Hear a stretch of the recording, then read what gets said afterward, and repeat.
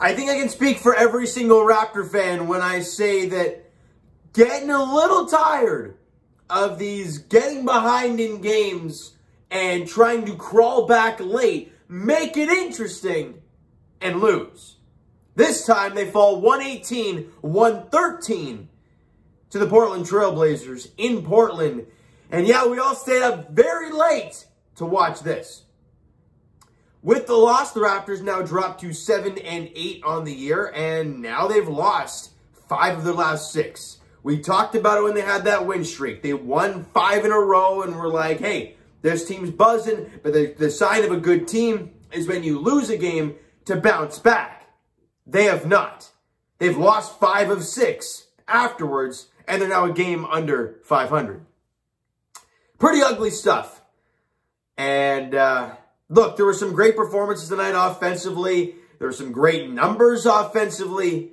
But in the end, defensively, you didn't see it consistently enough to win this game.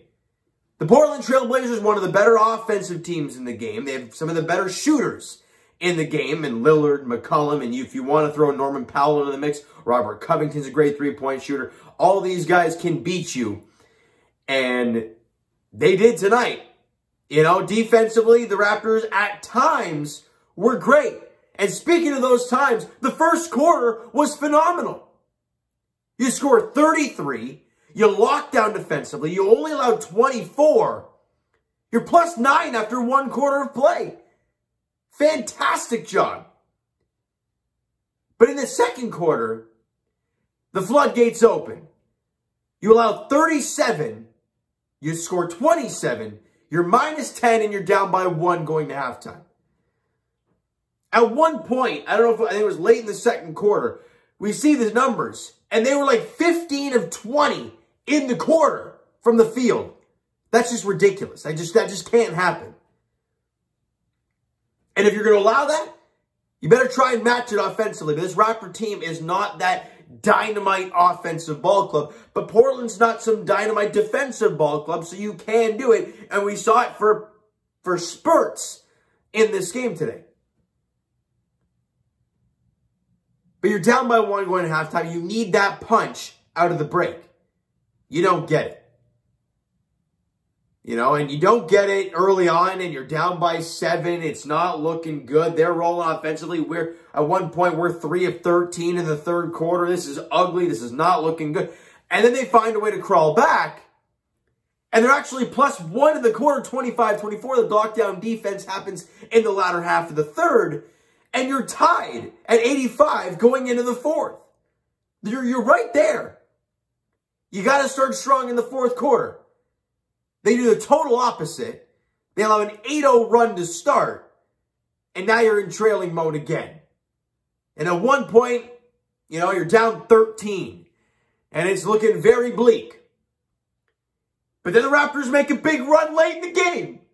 Fred VanVleet starts getting red hot. Then you crawl it all the way back to a 1-point game.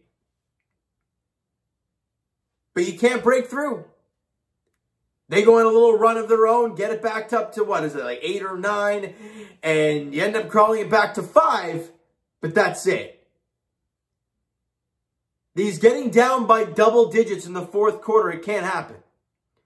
I've said before, it's not who has the biggest lead at one point in the game. It's not a matter of who has the biggest run in a game. It's who makes the biggest punch when you need it the most. They had it to start the fourth quarter and to end the fourth quarter. And that is why the Trailblazers won this game. The Raptors allowed 118 points. This Raptors squad is not, they're not going to go out there and score 120, 130 a night. We know that about this team. Look, they had some great performances in this game, yes. But you can't expect this team to drop 120 every game. You got to find a way defensively to tighten things up. And there were times today where it just got way too loosey-goosey, and it was not pretty to watch. You lose that fourth quarter, 33-28. And you lose the game by 5, 118-113.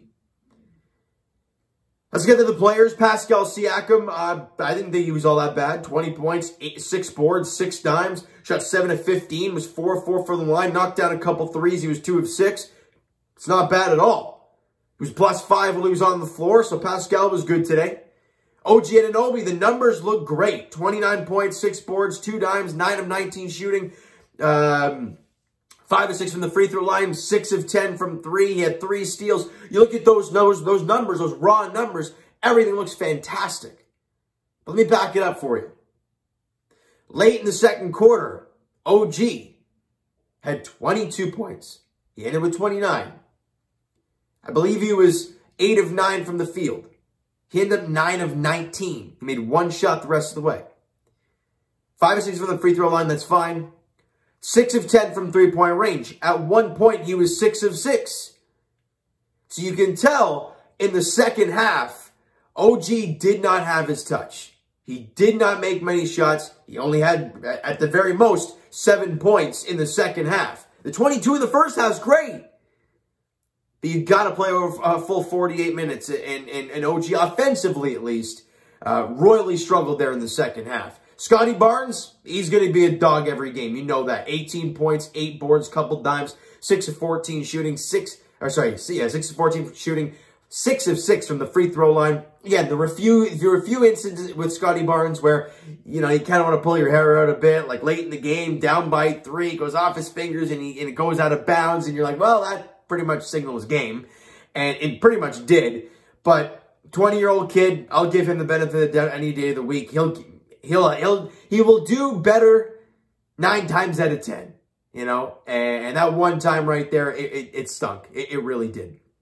Gary Trent Jr., you know, 18 points, 6 boards, a dime, 8 of 16 shooting, 2 of 6 from three-point range, had a couple steals against his former team. I didn't think he was all that bad at all. You know what you're going to get defensively this year from Gary Trent, and him to sprinkle in 18 is great. Fred VanVleet was a ghost for the first half. But then in the fourth quarter, when you needed him most, he stepped it up. 16 points, 6 boards, 7 dimes, 6 of 13 shooting, 4 of 8 from three-point range, couple steals and a block in the game. He gave it to you. But let's get to the big numbers here. From the field, the Raptors shot 46% from the field. That's not great. 46% from 3, now that's great. 89% from the free throw line, much better. However, Portland shoots 56% from the field. On the road, time zone change, you give a 56% shooting. Good luck trying to win that game. And they shoot 44% from three-point range. You got to be better defensively. 71% from the line for the Trailblazers as well.